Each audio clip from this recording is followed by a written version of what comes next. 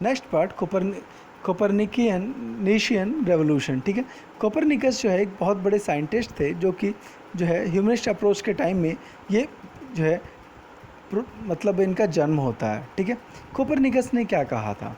ठीक, पुरानी जो क्रिश्चियन जो बिलीफ था वो ये कहता था कि जो है जो इंसान है वो मूल रूप से बहुत ही पापी है। ठीक, और ये कहा कि जो धरती है वो स्थिर है और सूरज इसके चारों ओर चक्कर लगा रहा है। जो धरती है वो रुकी हुई है और सन जो है इसके चारों ओर चक्कर लगा रहा है। ठीक, उन्होंने कहा धरती स्थिर क्यों है? कहा कि इस पर धरती पर जो लोग हैं उन्होंने इतना ज़्यादा पाप किया हुआ है, उसके कारण जो है धरती जो है इमूवेबल है, वो फिक्स है। और कहा कि जिस दिन जो है लोगों के पाप खत्म हो जाएंगे धरती भी मूवमेंट करना शुरू कर देगी। अब जो कोपरनिकस क्या कहते हैं? कोपरनिकस ने जो है अपनी स्टडी करनी शुरू की। कोपरनिकस थे कौन? तो मार्टिन लूथर के पैरेलल जो है एक साइंटिस्ट थे। उन्होंने अपनी स्टडी शुरू की जो है प्लैनेट्स पे, और उन्होंने पता लगाया कि जो अर्थ है वो भी मूव कर रही है। कहीं कि बाकी प्लैनेट्स तो मूव कर रहे हैं, अर्थ भी स्टेबल नहीं है, अर्थ भी जो है लगातार मूव कर रहे हैं। लेकिन अब समस्या क्या थी? चर्च अपने जो है बहुत ख़तरनाक हो चुका था। ख़तरनाक इन द सेंस कि जो है चूँकि बार बार प्रोटेस्टेंट लोग इनको विरोध कर रहे थे चर्च का, तो इसने साफ साफ जो है ये कर दिया था कि कोई भी आदमी जो हमारा विरोध करेगा उन सारे लोगों को पब्लिकली हम जिंदा जो है जला देंगे। ठीक है, तो कोपरनिकस बहुत ज़्यादा डरे हुए थे। तो डर के मारे सारी कुछ नॉलेज इनके पास थी, सारे सबूत इनके पास थे, फिर भी इन्होंने अपनी बुक को छिपा दी। तब तक छिपा के रखा जब तक कि इनकी डेथ होने वाली नहीं थी। ठीक है, इनकी बुक क्या है?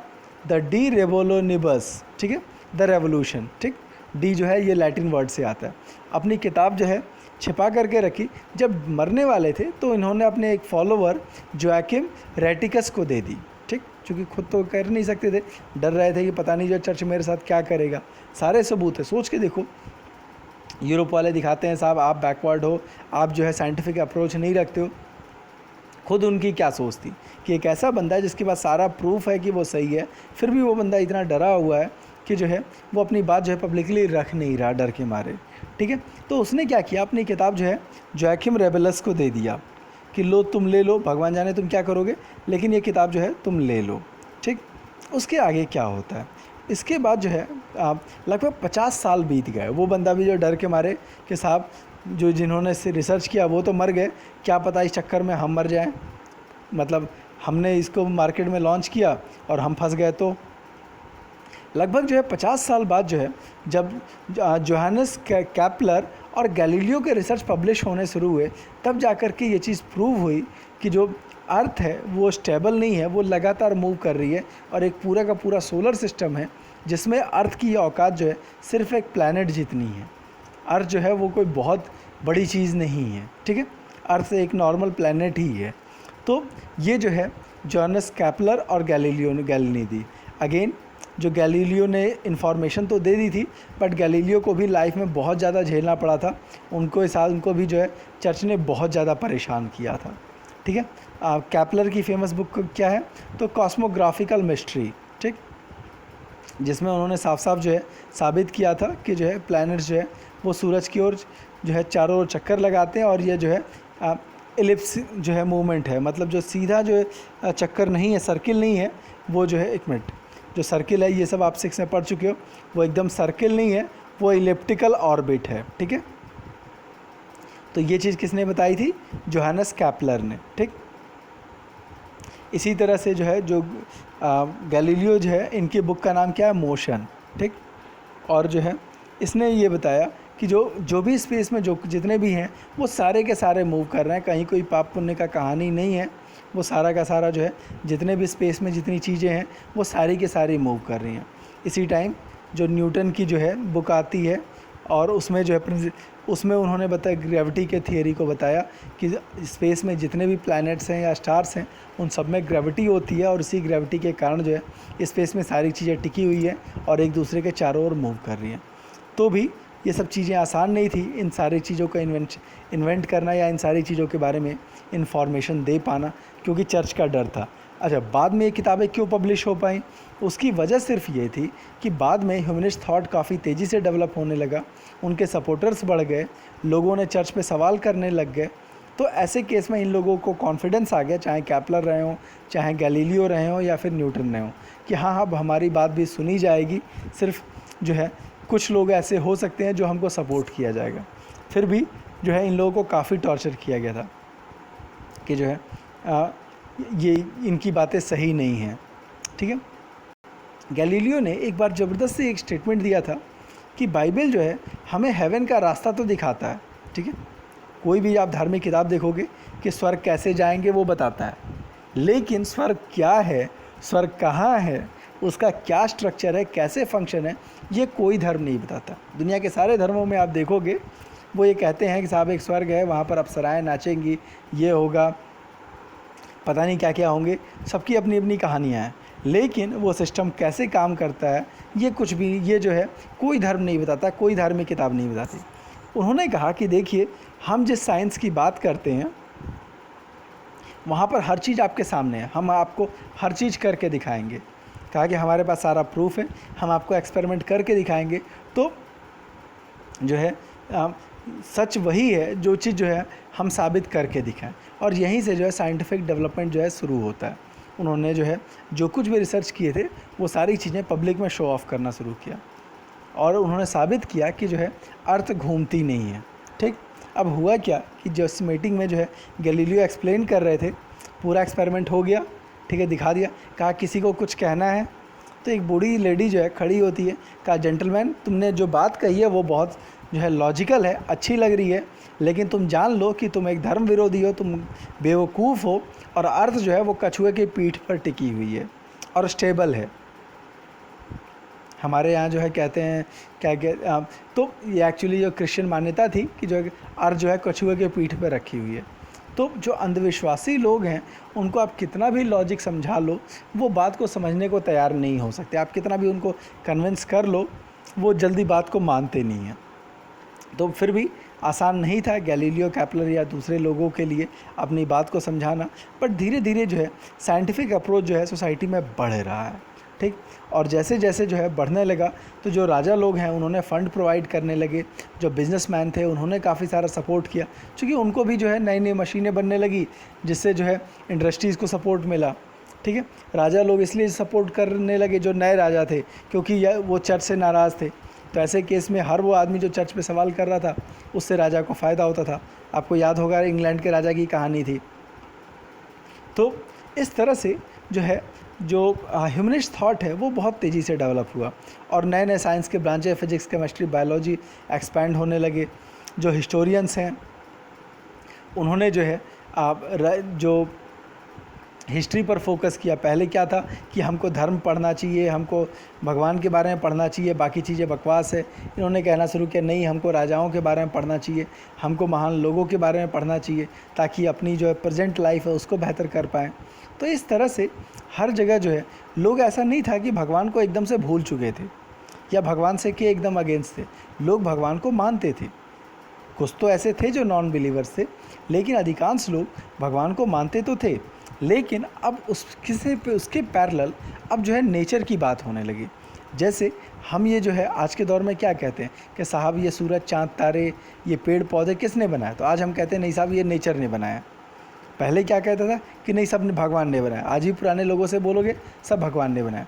लेकिन अब भगवान को जो है नेचर ने रिप्लेस कर दिया कि साहब ये नेचर है जिसने ये सब कुछ क्रिएट किया है। कुछ लोग थे जो भगवान को मान रहे थे, कि फिर भी उन्होंने क्वेश्चन करना शुरू किया कि साहब कि भगवान एक पैरेलल ऑर्गेनाइजेशन है, लेकिन जो सोसाइटी है वो एक अलग साइंटिफिक प्रिंसिपल्स पर चलती है। इसी टाइम द पेरिस एकेडमी जो कि साइंस को फोकस थी 1670 में बनती है। The royal science society of London जो बनती है वो 1662 में बनती है, ठीक है। ये सारे जो है साइंस को ही फोकस करके बने हुए थे जो है, और साइंस के डेवलपमेंट में इन्होंने काफ़ी कुछ काम किया। आप देखोगे कि जो इंडस्ट्रियल रेवोल्यूशन हुआ था वो भी जो है इंग्लैंड में हुआ था, और उसकी वजह यही थी कि ये लोग साइंस पर काफ़ी काम कर रहे थे। अच्छा, आप देखोगे फ्रांस का भी था, तो फ्रांस इतना आगे क्यों नहीं रहा? वजह क्या थी कि फ्रांस में जो रेवोल्यूशन होने शुरू हुए तो उसके कारण फ्रांस जो है काफ़ी सारा डिस्टर्ब हो गया था। ये रेवोल्यूशन आप ऑलरेडी 9th में पढ़ चुके हो, तो उसके बारे में ज़्यादा डिटेल में जाने का कोई मतलब नहीं है। अब एक सवाल आता है, क्या वास्तव में यूरोप में कोई रेनेसां हुआ भी था? उस दौर में आपने पूरा चैप्टर जो है यही पढ़ते रहे कि रेनेसेंस हुआ था, जो है जब एंशिएंट की चीज़ें जो है रिकवर हुई थी। बट जो नए थिंकर्स आ रहे हैं वो जो इस बात पे सवाल उठा रहे हैं कि वास्तव में जो है कोई जो है रेनेसेंस हुआ भी था।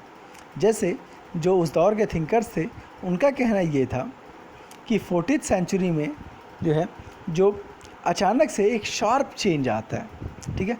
पुराने जो पीरियड था उसको उन्होंने डार्क एज कह दिया था और उन्होंने कहा कि डार्क एज में सब कुछ ख़राब हो चुका था, सारा कल्चर सिविलाइजेशन ख़त्म हो गई थी और 14th सेंचुरी के आसपास अचानक से जो है पास्ट का रीब्रेक होता है, ग्रीक रोमन सिविलाइजेशन का उसका रीबर्थ होता है, ठीक। तो इस बात पर अब कुछ लोगों ने क्वेश्चन उठाना शुरू कर दिया। जो रिसेंट राइटर्स हैं जिसमें एक फेमस नाम है पीटर बर्क का, उन्होंने बर्कहार्ट पर जो है ये एलिगेशन लगाया। बर्कहार्ट कौन? जिन्होंने पहली बार जो है रेनेसेंस वर्ड जो यूज़ किया था और इसको जो है काफ़ी पॉपुलर बनाया था। उन्होंने कहा कि जो बर्कहार्ट हैं उन्होंने जो है ज़रूरत से ज़्यादा ही बढ़ा चढ़ा करके जो है रेनेसेंस की बातें कही है।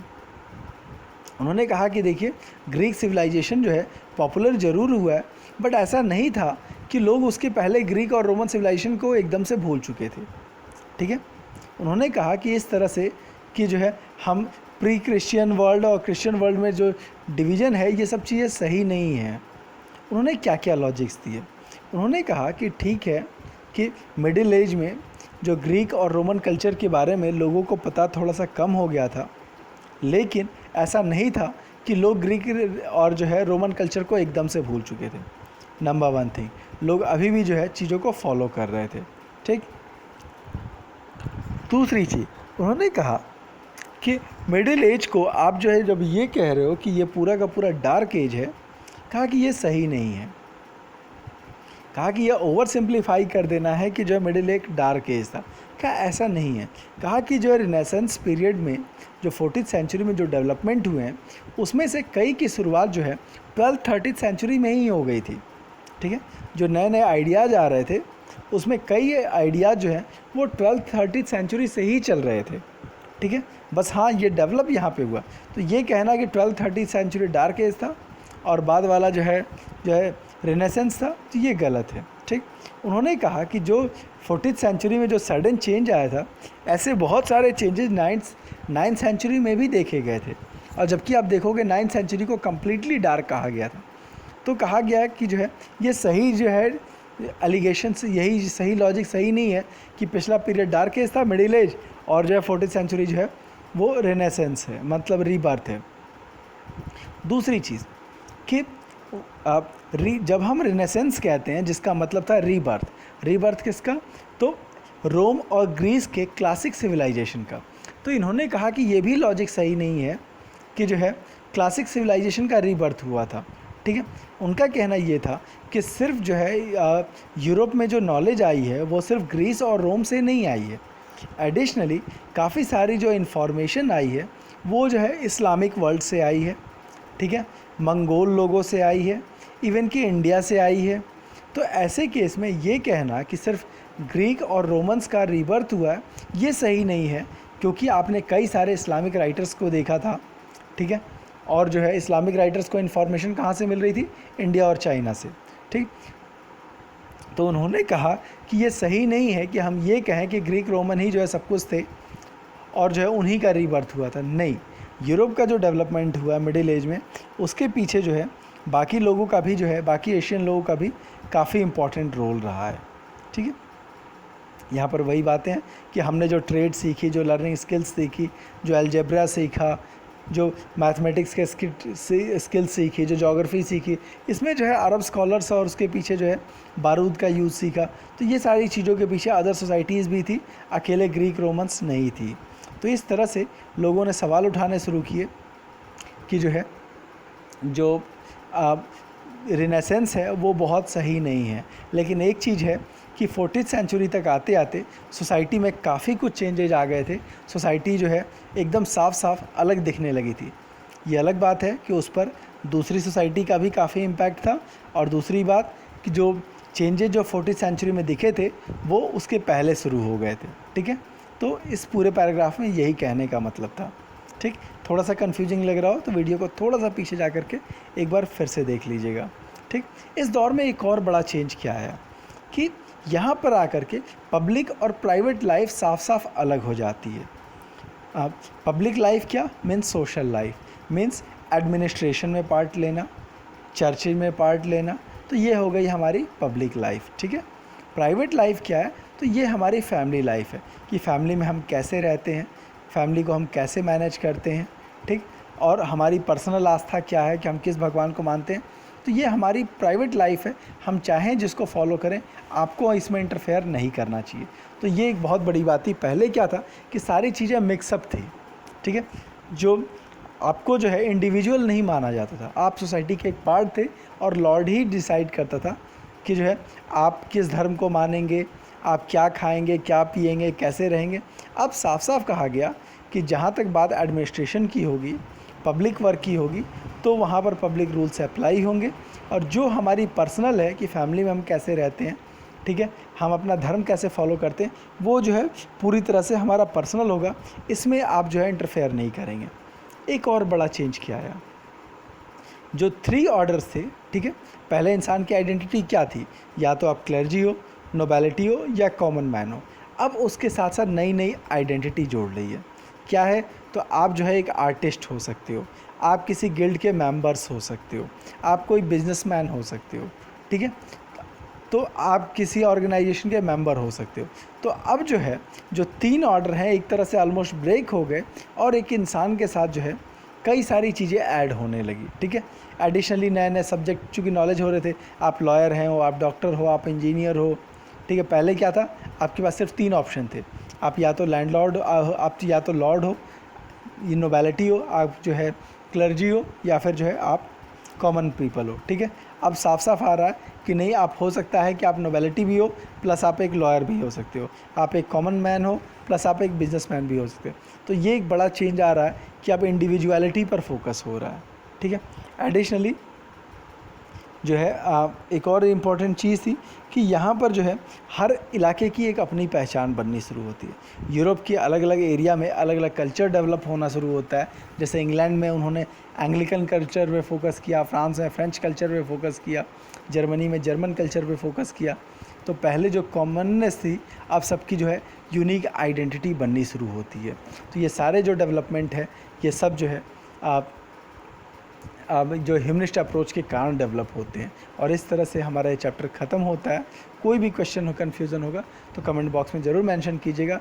वीडियो पसंद आया होगा तो लाइक, सब्सक्राइब, शेयर ज़रूर कीजिएगा। धन्यवाद, आपका दिन शुभ हो।